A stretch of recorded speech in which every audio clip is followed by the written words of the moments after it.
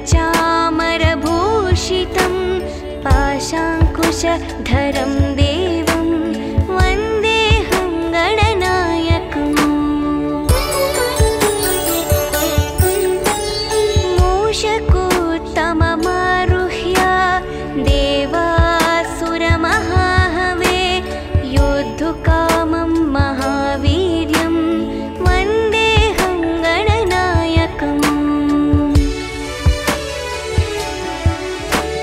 यक्षकिन्निरगन्धर्वक्ष सिद्धविद्याधरैः सदा स्तूयमानं महाबाहुं वन्देऽहं गणनायकम्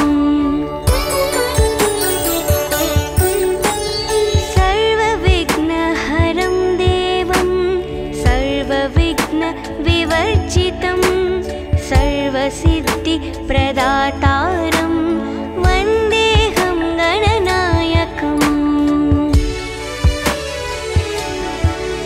गणाष्टकमिदं पुण्यं यः पठे सततं नरः सिद्ध्यन्ति सर्वकार्याणि विद्यावान् धनवान् भवेत्।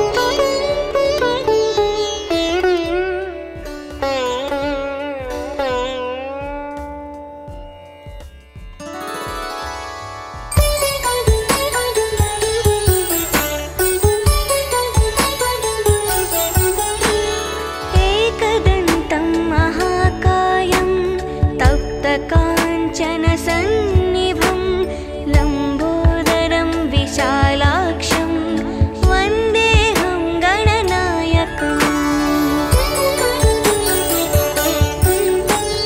मौञ्जीकृष्णाजिनधरं नागयज्ञोपवीतिनं बालेन्दुसुकलामौलिं वन्देऽहं गणनायकम् अम्बिकाहृदयानन्दं मातृभिः परिवेष्टितं भक्तिप्रियं मदोन्मत्तं वन्देऽहं गणनायकम् चित्ररत्नविचित्राङ्गं चित्रमालाविभूषितं चित्ररूपधरं देवं वन्देऽहं गणनायकम् गजवक्त्रं सुरश्रेष्ठं कर्णचामरभूषितं पाशाङ्कुशधरं देवं वन्देऽहं गणनायकम्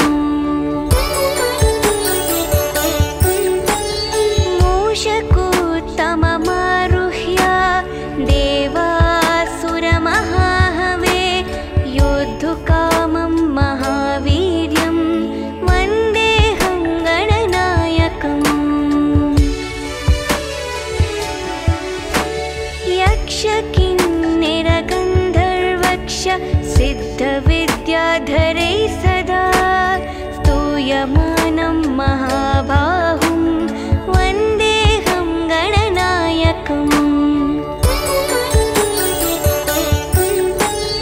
सर्वविघ्नहरं देवं सर्वविघ्नविवर्जितं सर्वसिद्धिप्रदातारं वन्देऽहं गणनायकम् गणाष्टकमिदं पुण्यं यः पठे सततं नरः सिद्ध्यन्ति सर्वकार्याणि विद्यावान् धनवान् भवेत्।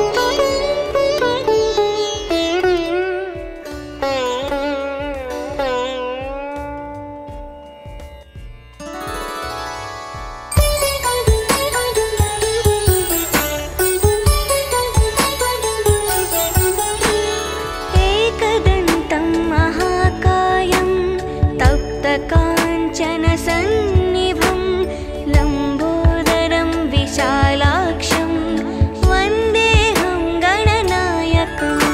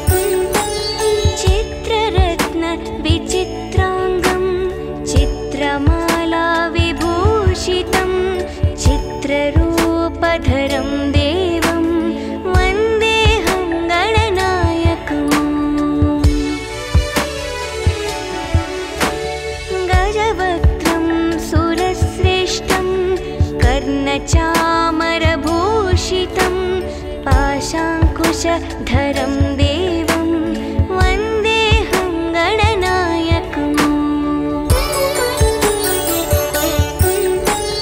मूषकोत्तममारुह्य देवासुरमहाहवे योद्धुकामं महावीर्यं वन्देऽहं गणनायकम् यक्षकिन्निरगन्धर्वक्ष सिद्धविद्याधरै सदा स्तूयमानं महाबाहुं वन्देऽहं गणनायकम् सर्वविघ्नहरं देवं सर्वविघ्नविवर्जितं सर्वसिद्धिप्रदातारं वन्देऽहं गणनायकम् गणाष्टकमिदं पुण्यं यः पठे सततं नरः सिद्ध्यन्ति सर्वकार्याणि विद्यावान् धनवान् भवेत्।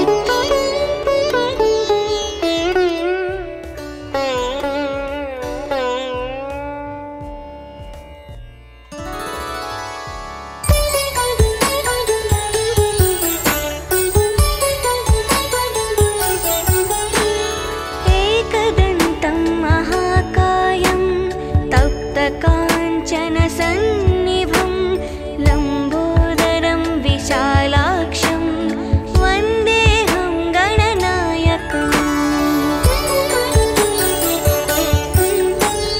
मौञ्जीकृष्णाजिनधरं नागयज्ञोपवीतिनं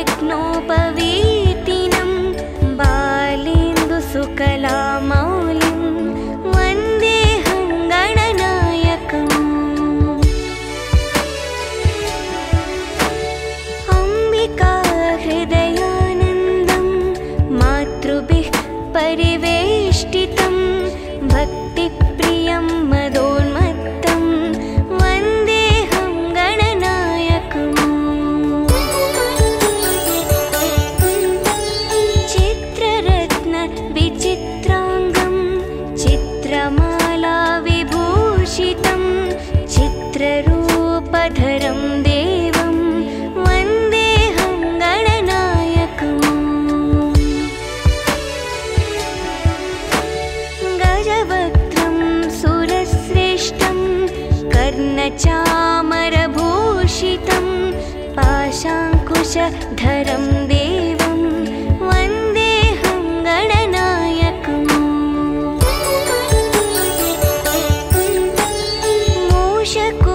मूषकोत्तममारुह्य देवासुरमहाहवे योद्धुकामं महावीर्यं वन्देऽहं गणनायकम् यक्षकिन्निरगन्धर्वक्ष सिद्धविद्याधरै सदा स्तूयमानं महाबाहुं वन्देऽहं गणनायकम्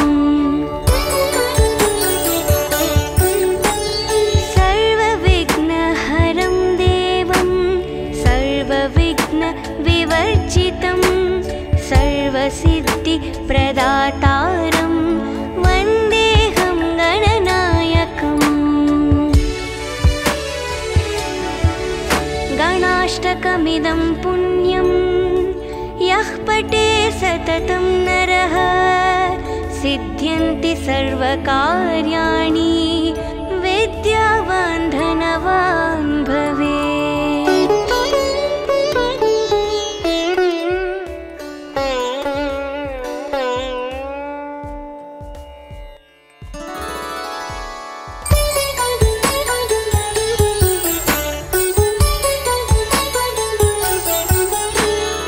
एकदन्तं महाकायं तप्तकाञ्चनसन्निभं लम्बोदरं विशालाक्षं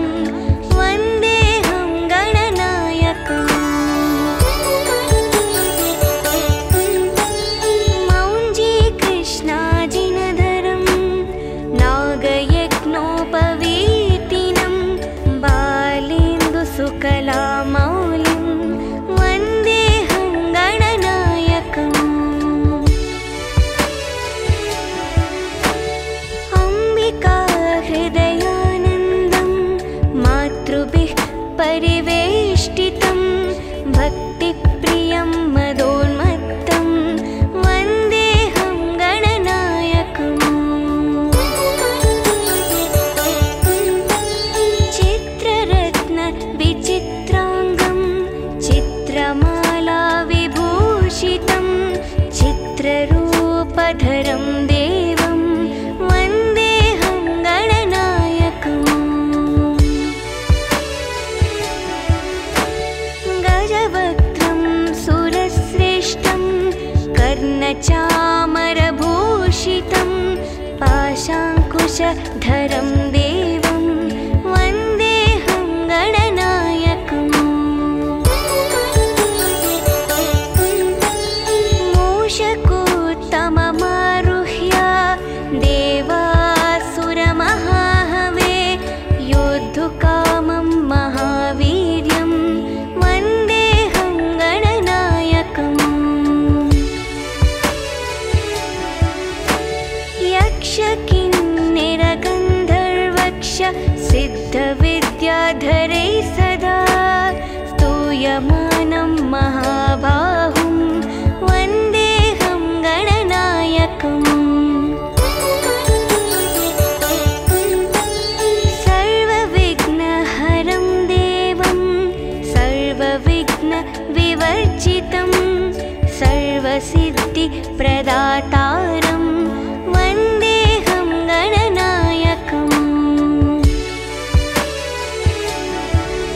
गणाष्टकमिदं पुण्यं यः पठे सततं नरः सिद्ध्यन्ति सर्वकार्याणि विद्यावान् धनवान् भवेत्।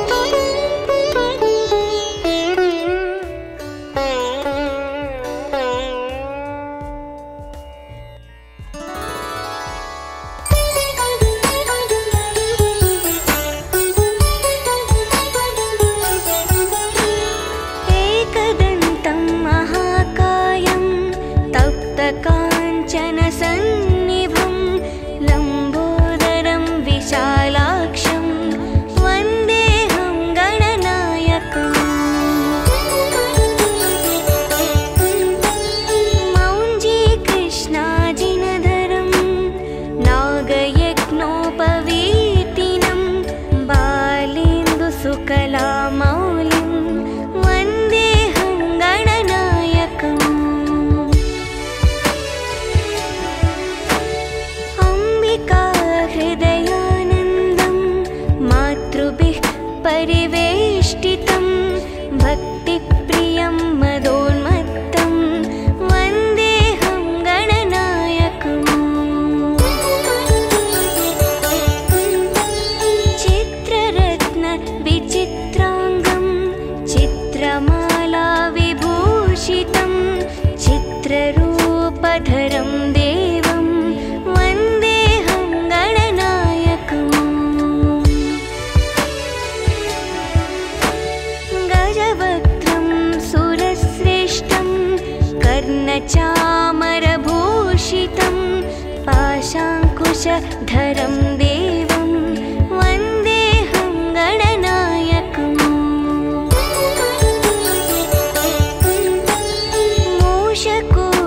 मूषकोत्तममारुह्य देवासुरमहाहवे योद्धुकामं महावीर्यं वन्देऽहं गणनायकम्।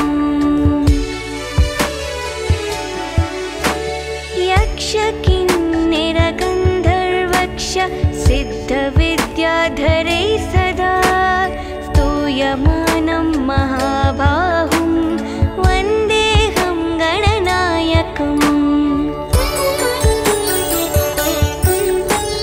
सर्वविघ्नहरं देवं सर्वविघ्नविवर्जितं सर्वसिद्धिप्रदातारं वन्देऽहं गणनायकम्।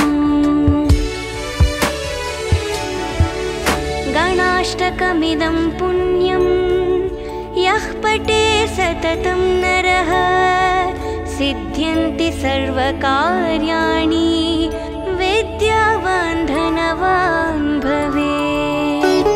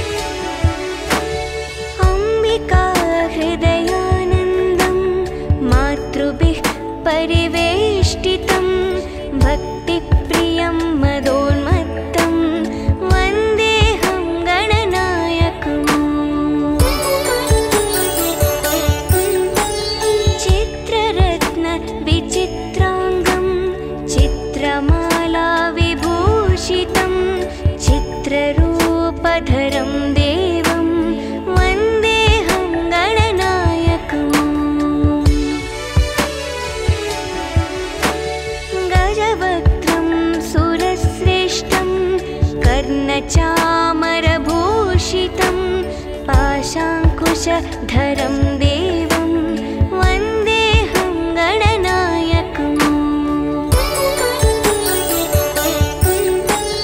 मूषकोत्तममारुह्य देवासुरमहाहवे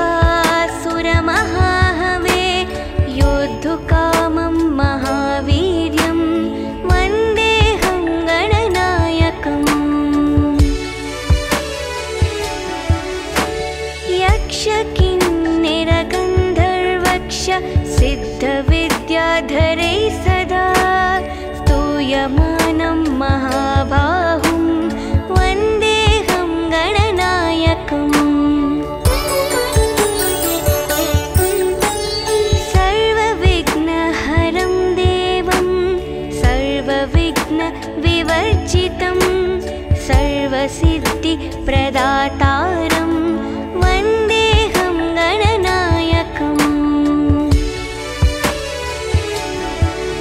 गणाष्टकमिदं पुण्यं यः पठे सततं नरः सिद्ध्यन्ति सर्वकार्याणि विद्यावान् धनवान् भवेत्।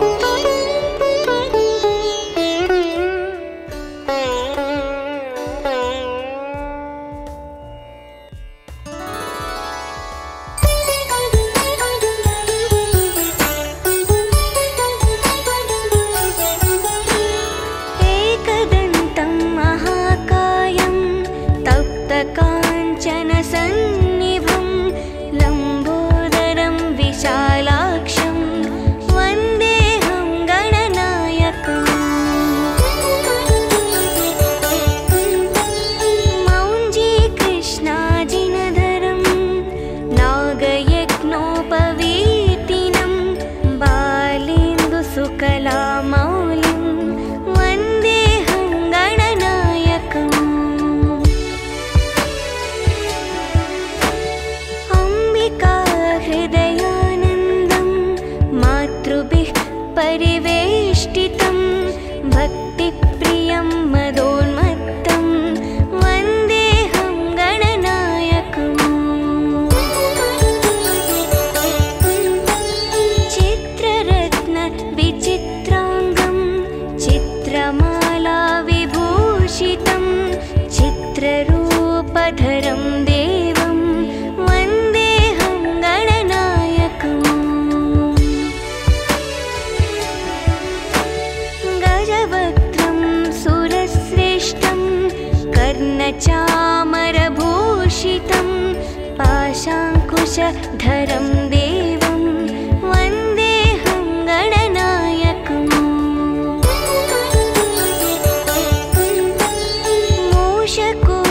मूषकोत्तममारुह्य देवासुरमहाहवे योद्धुकामं महावीर्यं वन्देऽहं गणनायकम् यक्षकिन्निरगन्धर्वक्ष सिद्धविद्याधरैः सदा स्तूयमानं महाबाहुं वन्देऽहं गणनायकम् सर्वविघ्नहरं देवं सर्वविघ्नविवर्जितं सर्वसिद्धिप्रदातारं वन्देऽहं गणनायकम् गणाष्टकमिदं पुण्यं यः पठे सततं नरः सिद्ध्यन्ति सर्वकार्याणि विद्यावान् धनवान् भवेत्।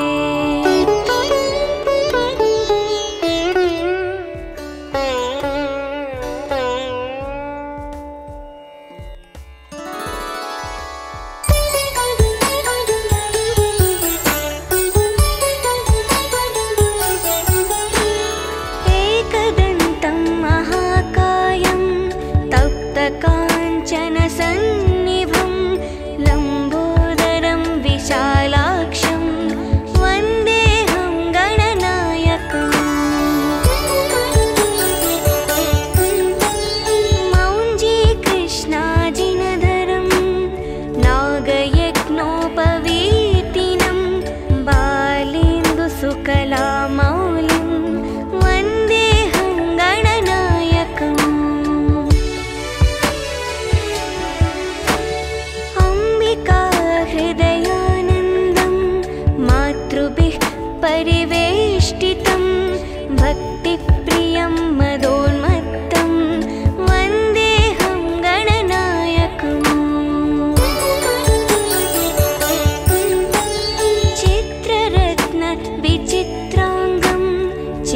चित्रमाला विभूषितं चित्ररूपधरं देवं वन्देऽहं गणनायकम्। गजवक्त्रं सुरश्रेष्ठं कर्णचामरभूषितं पाशाङ्कुशधरं देवं वन्देऽहं गणनायकम्। मूषकोत्तममारुह्य देवासुरमहाहवे योद्धुकामं महावीर्यं वन्देऽहं गणनायकम्। यक्षकिन्निरगन्धर्वक्ष सिद्धविद्याधरैः सदा स्तूयमानं महाबाहुं वन्देऽहं गणनायकम्। सर्वविघ्नहरं देवं सर्वविघ्नविवर्जितं सर्वसिद्धिप्रदातारं वन्देऽहं गणनायकम्। गणाष्टकमिदं पुण्यं यः पठे सततं नरः सिद्ध्यन्ति सर्वकार्याणि विद्यावान् धनवान् भवेत्।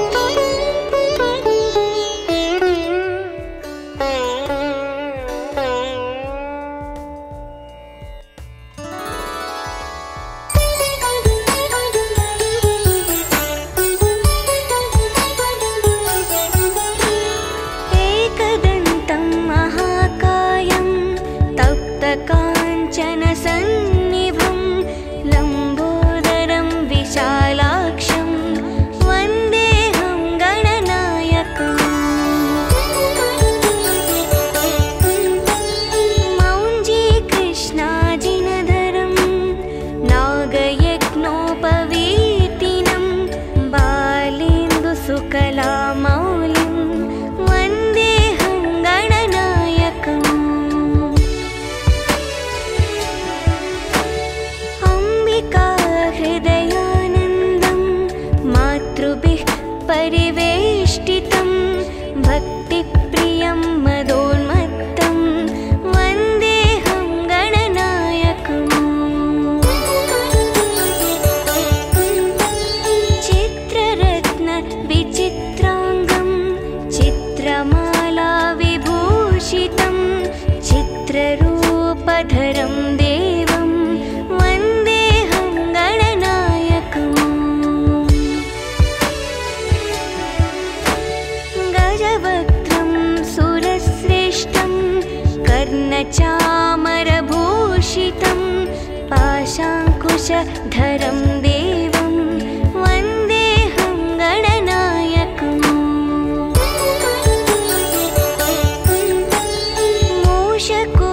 मूषकोत्तममारुह्य देवासुरमहाहवे योद्धुकामं महावीर्यं वन्देऽहं गणनायकम्। यक्षकिन्निरगन्धर्वक्ष सिद्धविद्याधरैः सदा स्तूयमानं महाबाहुं वन्देऽहं गणनायकम्। सर्वविघ्नहरं देवं सर्वविघ्नविवर्जितं सर्वसिद्धिप्रदातारं वन्देऽहं गणनायकम्। गणाष्टकमिदं पुण्यं यः पठे सततं नरः सिद्ध्यन्ति सर्वकार्याणि विद्यावान् धनवान् भवेत्।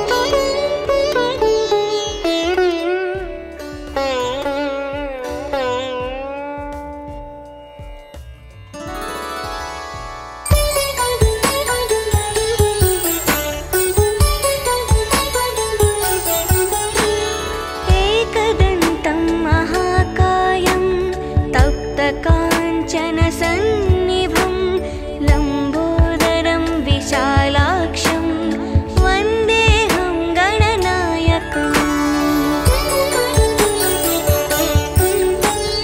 मौञ्जीकृष्णाजिनधरं नागयज्ञोपवीतिनं बालेन्दुसुकलामौलिं वन्देऽहं गणनायकम्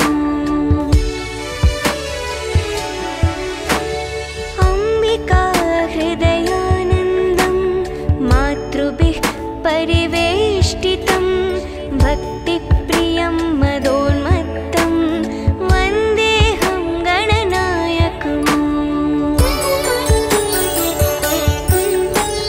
चित्ररत्नविचित्राङ्गं चित्रमालाविभूषितं चित्ररूपधरं देवं वन्देऽहं गणनायकम् गजवक्त्रं सुरश्रेष्ठं कर्णचामरभूषितं पाशाङ्कुशधरं देवं वन्देऽहं गणनायकम्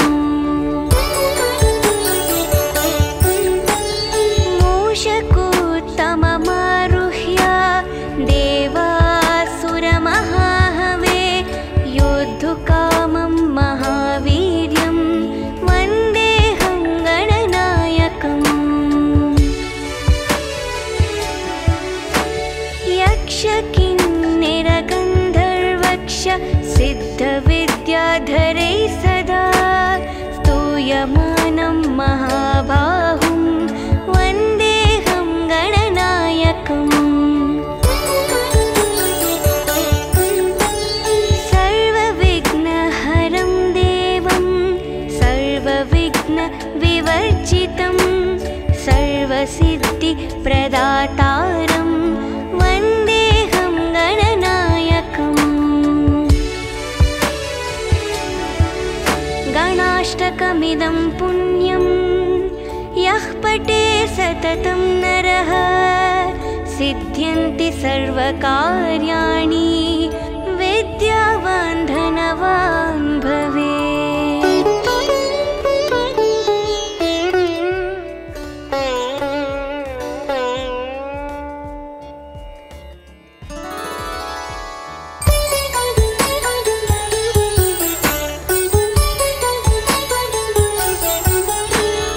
एकदन्तं महाकायं तप्तकाञ्चनसन्निभं लम्बोदरं विशालाक्षं वन्देऽहं गणनायकम्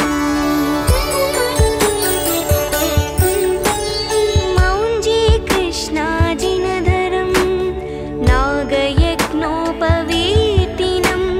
बालेन्दुसुकलामौलिं वन्देऽहं गणनायकम्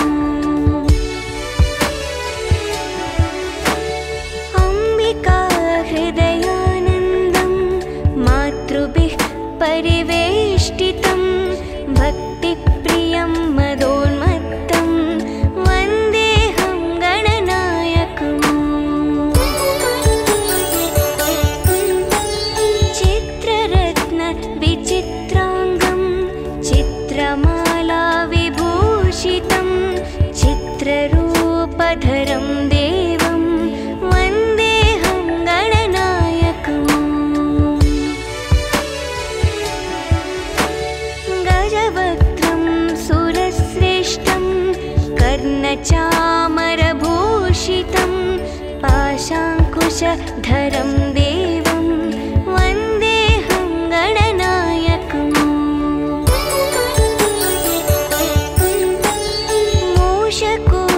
मूषकोत्तममारुह्य देवासुरमहाहवे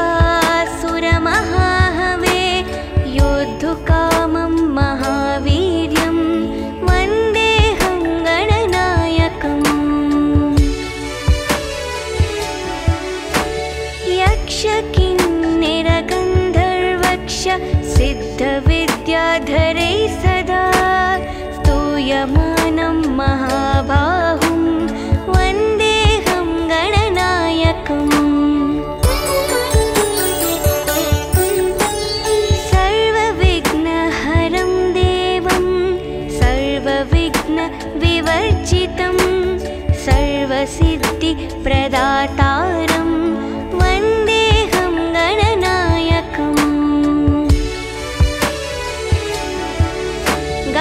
गणाष्टकमिदं पुण्यं यः पठे सततं नरः सिद्ध्यन्ति सर्वकार्याणि विद्यावान् धनवान् भवेत्।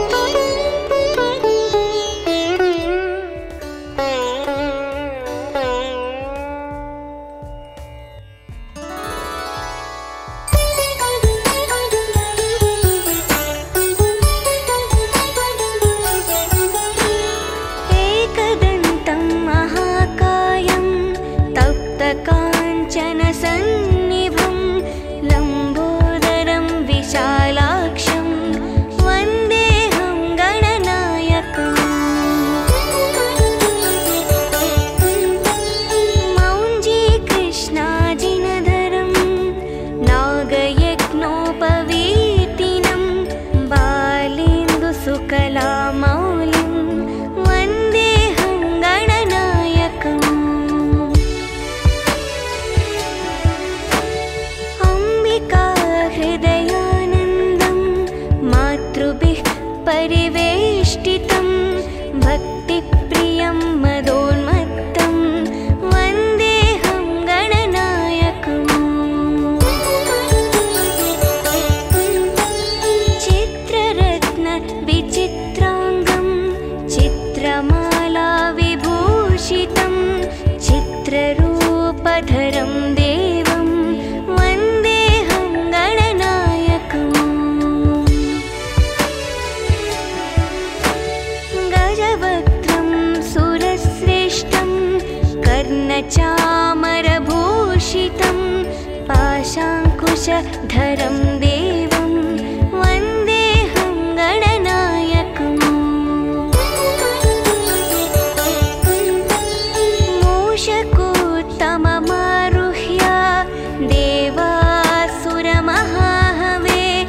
योद्धुकामं महावीर्यं वन्देऽहं गणनायकम्। यक्षकिन्निरगन्धर्वक्ष सिद्धविद्याधरै सदा स्तूयमानं महाबाहुं वन्देऽहं गणनायकम्। सर्वविघ्नहरं देवं सर्वविघ्नविवर्जितं सर्वसिद्धिप्रदातारं वन्देऽहं गणनायकम्। गणाष्टकमिदं पुण्यं यः पठे सततं नरः सिद्ध्यन्ति सर्वकार्याणि विद्यावान् धनवान् भवेत्।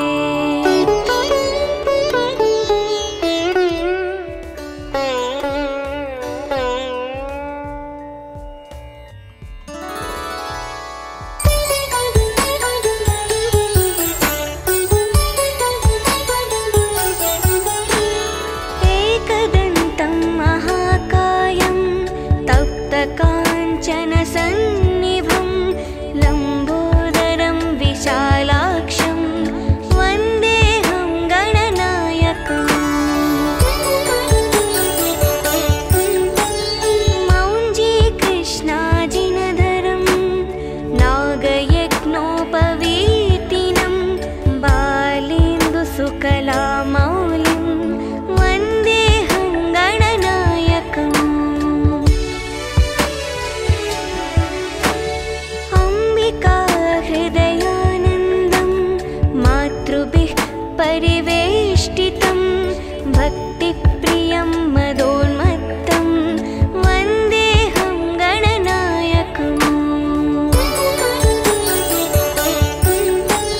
चित्ररत्न विचित्राङ्गं चित्रमाला विभूषितं चित्ररूपधरं देवं वन्देऽहं गणनायकम्। गजवक्त्रं सुरश्रेष्ठं कर्णचामरभूषितं पाशाङ्कुशधरं देवं वन्देऽहं गणनायकम्।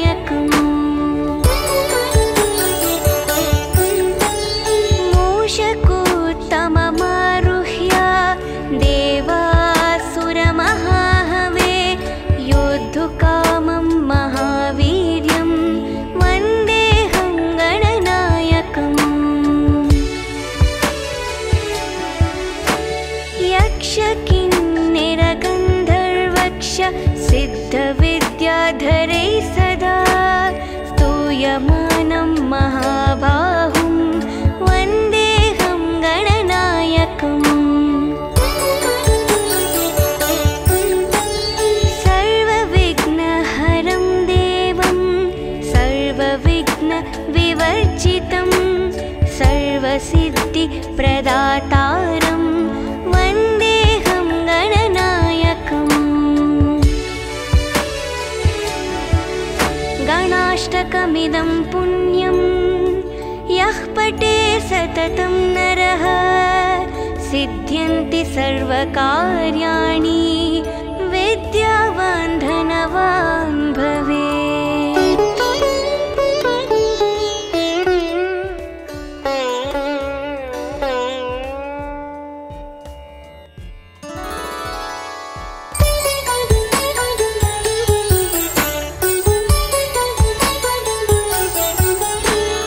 एकदन्तं महाकायं तप्तकाञ्चनसन्निभं लम्बोदरं विशालाक्षं वन्देऽहं गणनायकम्।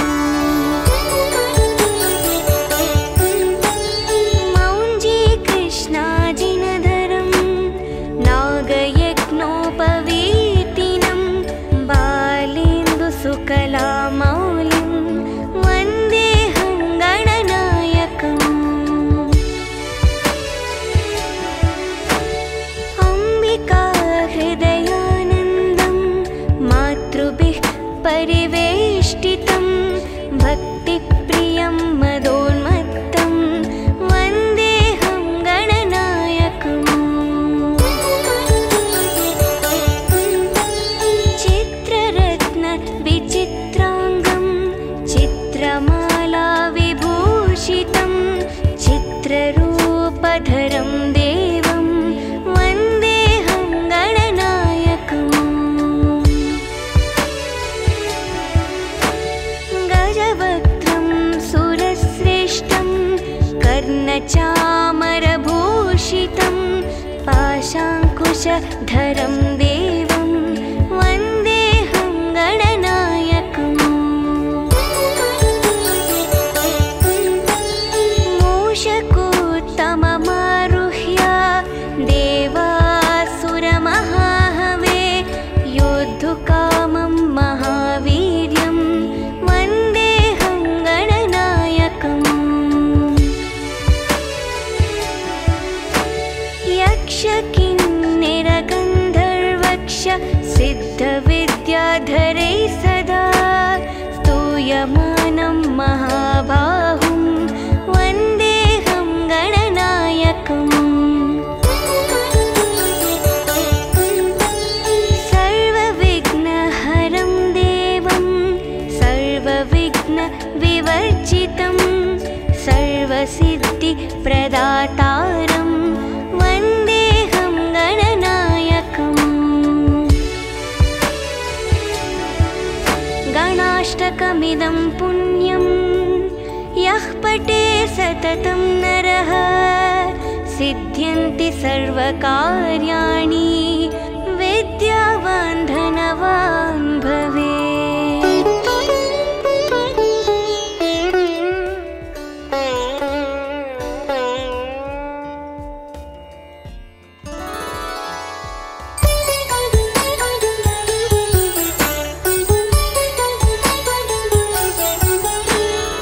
एकदन्तं महाकायं तप्तकाञ्चनसन्निभं लम्बोदरं विशालाक्षं वन्देऽहं गणनायकम्।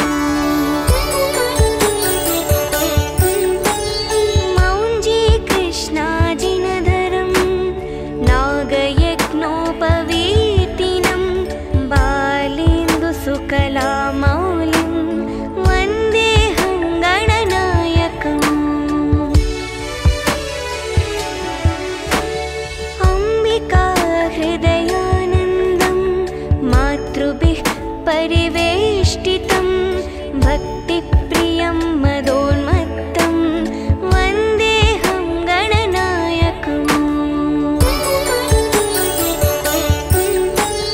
चित्ररत्नविचित्राङ्गं चित्रमाला विभूषितं चित्ररूपधरं देवं वन्देऽहं गणनायकम्। गजवक्त्रं सुरश्रेष्ठं चामरभूषितं पाशाङ्कुशधरं देवं वन्देऽहं गणनायकम्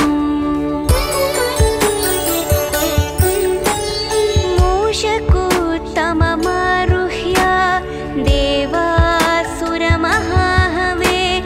योद्धुकामं महावीर्यं वन्देऽहं गणनायकम्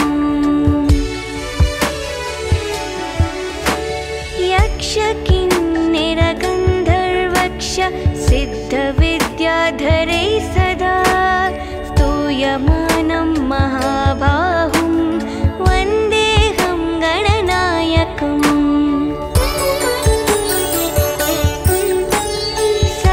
सर्वविघ्नहरं देवं सर्वविघ्नविवर्जितं सर्वसिद्धिप्रदातारं वन्देऽहं गणनायकम् गणाष्टकमिदं पुण्यं यः पठे सततं नरः सिद्ध्यन्ति सर्वकार्याणि विद्यावान् धनवान् भवेत्।